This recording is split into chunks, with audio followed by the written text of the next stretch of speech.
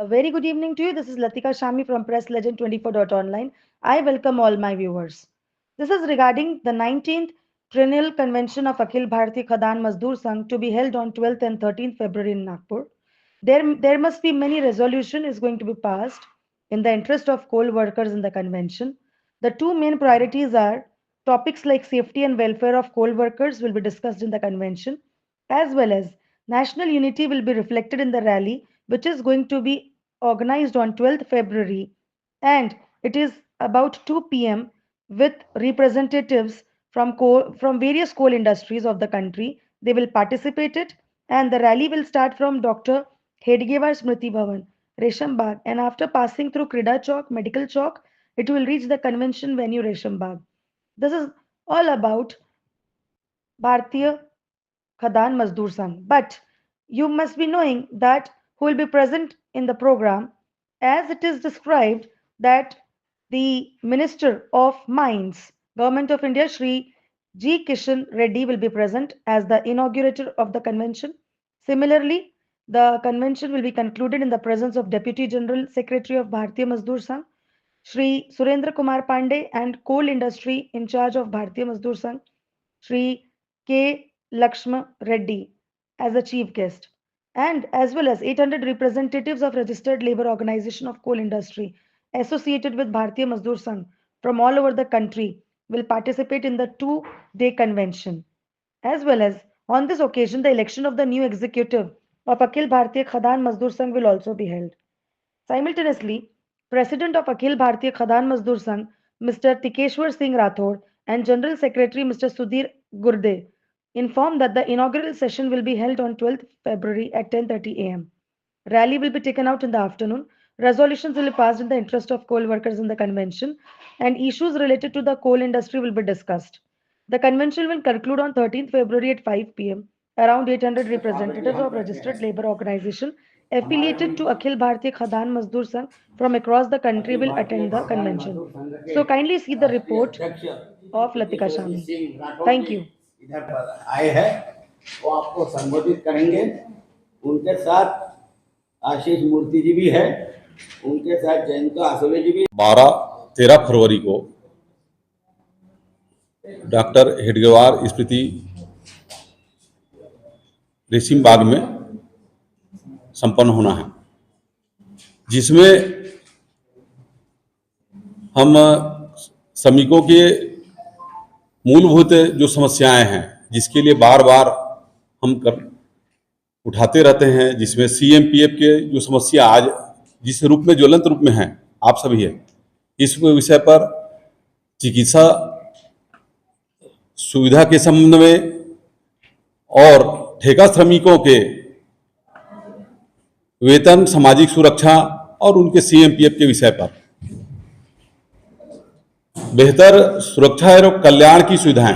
आज कल्याण में आप देखे हैं कि कोल इंडिया स्तर में सभी सब्सिडी में करोड़ों रुपए आवंटित होता है, लेकिन कार्य व्यय होने के दृष्टिगत जब देखेंगे आप तो उतना कॉलोनी का या कल्याणार्थ दिखाई नहीं देता। दूसरे महत्वपूर्ण चीज है कि प्रदूषण और पर्यावरण का जो हमारे बीच में समस्या है, आप सभी प्रेस प्रतिनिधि हैं, जानते ही हैं। इसके लिए सम संघ बार बार खास करके अखिल भारतीय खदान मजदूर संघ से पत्राचार और विषयों पर सुरक्षा को लेकर के तो आज तक के इतिहास में आप कभी नहीं पाए होंगे, लेकिन अखिल भारतीय खदान मजदूर संघ के नेतृत्व में धनबाद डीजीएमएस ऑफिस का घेराव भी किया गया। उसी का परिणाम है कि काफी उसमें अभी सजगता और सुधार थोड़ा से दिखने के लिए मिला। और इस अधिवेशन में पूरे कोल इंडिया के सभी सब्सिडी के प्रतिनिधि डेलीगेट के रूप में आएंगे और खास करके विशेष हमारे इस जो 12 तारीख को जो सुबह 10:30 बजे उद्घाटन होगा, उसमें हमारे माननीय कोयला एवं खान मंत्री श्री जी किशन रेड्डी जी उद्घाटक के रूप में उपस्थित रहेंगे और मुख्य अतिथि के रूप में श्री माननीय श्री सुरेंद्र कुमार पांडे जी, अखिल भारतीय उप महामंत्री भारतीय मजदूर संघ दिल्ली, माननीय श्री के लक्ष्मण रेड्डी जी, कोल उद्योग प्रभारी, इनके गरिमा उपस्थिति में हमारा ये कार्यक्रम संपन्न होना है, जिसमें सभी विषयों के साथ में इस सब विषय को लेकर के प्रस्ताव पारित करना, इन सब जो समस्या जो शुरू में बताया मैं उस पर भी होगा। और आगे जो हमारे आने वाले कार्य समिति 25, 26, 27 का जो है, उसके लिए भी एक नई टीम की घोषणा होगी। खदान में प्राय आप देखेंगे कि यह उत्पादन के दृष्टया सभी माइंस के क्षेत्रों में, कंपनियों में आपाधापी में प्राइवेट की गाड़ियां भी ज़्यादा चल रही है। अब देखें कंपनियां आ चुकी हैं, जो लोग और उस माइंस में भी पाएंगे तो जो अलग अलग वाहन हो, बड़ी गाड़ी की अलग रास्ते होने चाहिए। जैसे कि हमारा गर्जन बहाल MCL में जो घटना हुई थी, एक ही हाल रोड में 4 व्हीलर कार भी, जीप भी चल रही है माइंस का, डंपर भी चल रहा है, और उसमें बड़ी दुर्घटना हुई थी। और दुर्घटना होने के बाद में जब उठाएंगे तो कुछ दिनों तक के उस पर जांच प्रक्रिया तो होता है बड़ा लंबा चौड़ा, लेकिन सुधार के नाम से देखेंगे तो बाद में बाकी सभी कंपनियों में हो जाना चाहिए था वो, जिसके लिए भारतीय मजदूर संघ में सभी कंपनियों में इसको लागू किया जाए और अलग अलग हाल रोड में, ताकि कर्मचारियों के परिवार से जो ऐसा हुआ वह दुर्घटना दोबारा ना हो। आर्थिक शोषण होता है कि आर्थिक शोषण होता है? आर्थिक शोषण तो रेगुलर एम्प्लॉय का तो नहीं बोल सकते, लेकिन ठेका श्रमिकों को हम ऐसा मानते हैं कि उनको जो उनका कार्य है, मेहनत है, और जो HPC हमारे हाई पावर कमेटी का जो निर्णय है उसके अनुसार में कहीं न कहीं वेतन दिलाने में हम लोग आज भी असफल हैं। उनको चिकित्सा कार्ड बनना चाहिए, नहीं मिलता। उनके रहने का भी व्यवस्था देखेंगे तो जो कैंप में बना के जो टीने के स्थान में रखते हैं, बड़ी ही बदतर स्थिति है।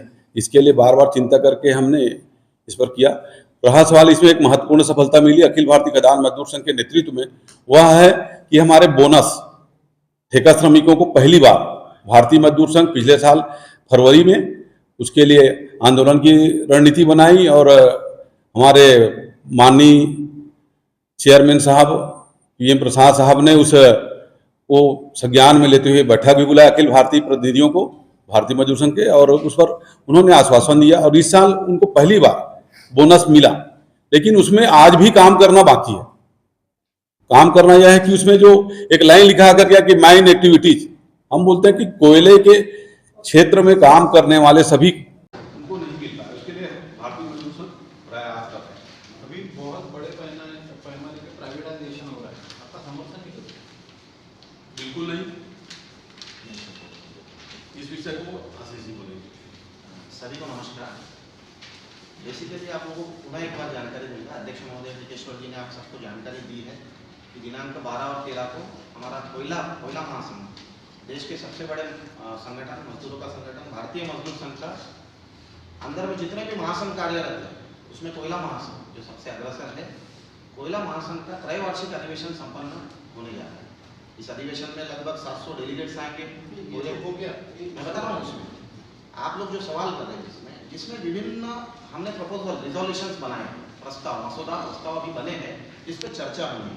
इसमें पहला विषय शोषण का आया था, तो आज निश्चित ही कोयला उद्योग दिन प्रतिदिन आगे बढ़ रहा है, प्रोडक्शन में बहुत ज़्यादा इजाफा होते जा रहा है।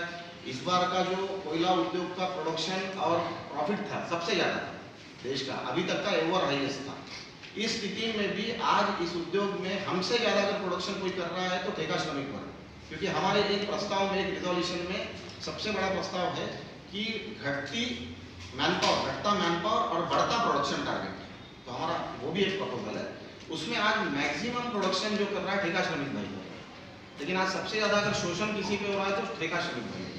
अभी टिकेश्वर जी ने आप लोगों को जानकारी दी कि इस वर्ष पहली बार ऐतिहासिक बोनस, जो उनको कभी नहीं मिलता था, दिवाली जो बोनस होता था रेगुलर एम्प्लॉय को मिलता था, लेकिन इन लोगों को नहीं मिलता था, जिनकी वजह से हम लोग प्रोडक्शन अचीव कर रहे हैं आज के डेट में। ये कहने में कोई हरकत नहीं है।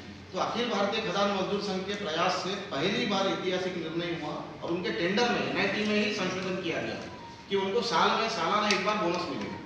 दिवाली के समय, ये पहली बार हुआ है।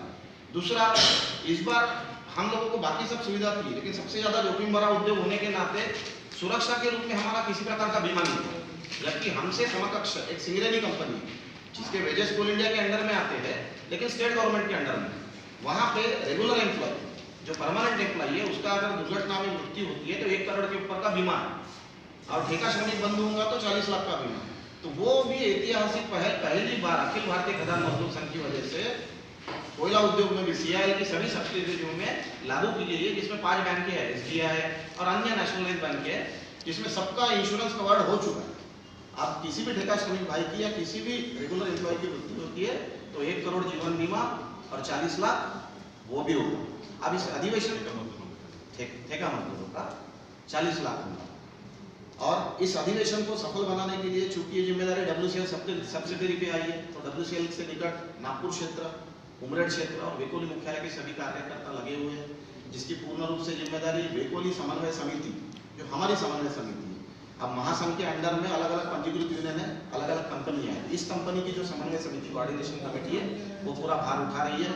और इस जैसा कि इन्होंने पुनः पहले अवगत किया है कि कोयला मंत्री जी का आने की संभावना है, मंत्री थे कोयला मंत्री जी उत्तराखंड के रूप में रहेंगे, हमारे उप महामंत्री केंद्रीय सुरेंद्र कुमार पांडे जी भी रहेंगे, और इस अधिवेशन में आने वाले समय में बहुत सारे कोयला उद्योग में नए संघर्ष की रचना रूपरेखा तय होगी और कामगारों को न्याय देने के लिए कार्य किया। अध्यक्ष महोदय, अभी आपने सुरक्षा और आर्थिक पर जोर दिया है, ऐसे में हम ये जानना चाहते हैं कि स्वास्थ्य और शिक्षा पर भी ठेका मजदूरों के परिवार और बच्चों पर आपका फोकस है या क्या पहल हो रही है? या पिछले जो साथ में एक क्वेश्चन था, उसके साथ में कितने परसेंटेज ठेका मजदूर अभी WCL या कोल इंडिया में है? कितना परसेंटेज आपको कितने मिलता है? शिक्षा स्वास्थ्य पर भी बताएं। शिक्षा और स्वास्थ्य के लिए जो भी हम लोग पत्राचार किए, जिसमें स्वास्थ्य के लिए तो मेडिकल कार्ड और उनको जो चिकित्सा सुविधा मिलना चाहिए इसके लिए सहमति भी बनी, लेकिन आज तक के कोई कंपनी में ऐसा है किसी क्षेत्रों में तो उनको कार्ड प्रदान किया गया, लेकिन अधिकांश क्षेत्रों में आज भी कार्ड नहीं दिया गया, जिसके लिए सभी जगह टेक्निकल में प्रयासरत है लागू कराने। शिक्षा के लिए कहा ही गया है कि उनके भी बच्चों को विद्यालय में प्रवेश मिलना चाहिए। अब उसके लिए आज की स्थिति में देखेंगे तो जो विद्यालय पहले के निर्माण है वाकई उस विद्यालय में हमारे एम्प्लॉय के ही बच्चों में सीट खाली नहीं हो पा रही, और जब उनको हम आवास नहीं दिला पाए हैं जो इसके लिए प्रयासरत हैं, और जब चिंतन जो बैठक होगी अभी हमारा जो अधिवेशन में है सब चर्चा के बाद में एक रणनीति आंदोलन की बनेगी, ताकि उनके लिए हमारे श्रीमान के रेड्डी सर इस विषय को लेकर काफी गंभीर है ठेका श्रमिकों, और उनका कहना है कि इस पे एक कार्य योजना बना के लंबे समय तक के उनके भी कल्याणार्थ हमको प्रयास करना होगा। हमारा वेतन, चिकित्सा, शिक्षा सब कुछ अच्छा है तो कोई जाके रेगुलर एम्प्लॉय, लेकिन वहीं पे ठेका मजदूरों को बहुत उस सुविधा से वंचित है, जिसके लिए प्रयास करते हैं। इस चर्चा सत्र में ये बात रखी जाएगी महानुभावों के सामने में?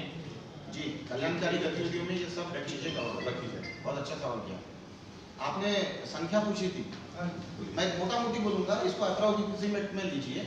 आज अगर कोल इंडिया 100% अगर अपना प्रोडक्शन लक्ष्य पूरा करता है तो उसमें अगर ठेका श्रमिक भाइयों की भागीदारी, चाहे वो HOE के रूप में हो, हेडिंग ऑफ इक्विपमेंट्स या अन्य किसी भी माध्यम से हो, उनके 80% के पास पहुंच चुकी है और 20% रेगुलर एम्प्लॉय का सहयोग बचा है।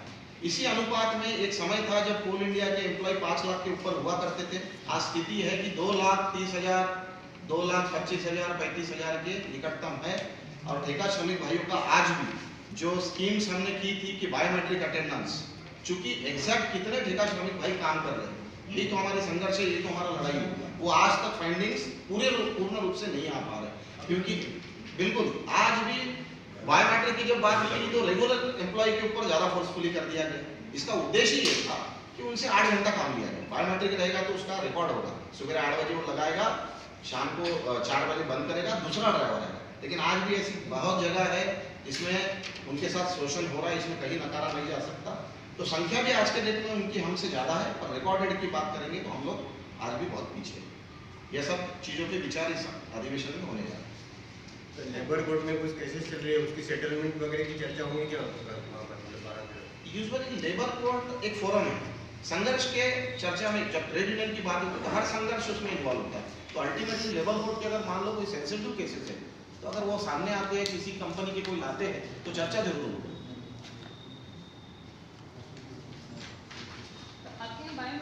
दूसरा ड्राइवर है, लेकिन आज भी ऐसी बहुत जगह है जिसमें उनके साथ शोषण हो रहा है, इसमें कहीं नकारा नहीं जा सकता। तो संख्या भी आज के डेट में उनकी हमसे ज़्यादा है, पर रिकॉर्डेड की बात करेंगे तो हम लोग आज भी बहुत पीछे हैं। यह सब चीज़ों पे विचार इस अधिवेशन में होने जा रहा है। तो लेबर कोर्ट में कुछ केसेस चल रही है, उसकी सेटलमेंट वगैरह की चर्चा होंगी क्या वहाँ पर? यूजुअली लेबर कोर्ट एक फोरम है, संघर्ष के चर्चा में जब ट्रेड यूनियन की बात होती है तो हर संघर्ष उसमें इन्वॉल्व होता है। तो अल्टीमेटली लेबर कोर्ट के अगर मान लो कोई सेंसिटिव केसेस है तो अगर वो सामने आते हैं, किसी कंपनी के कोई लाते हैं तो चर्चा जरूर होगी।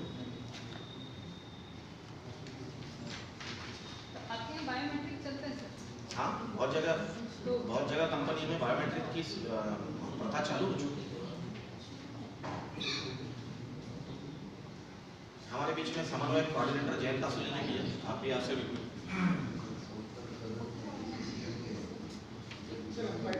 का परिचय देते सर। अध्यक्ष केशव सिंह राठौर, अध्यक्ष अखिल भारतीय खदान मजदूर संघ।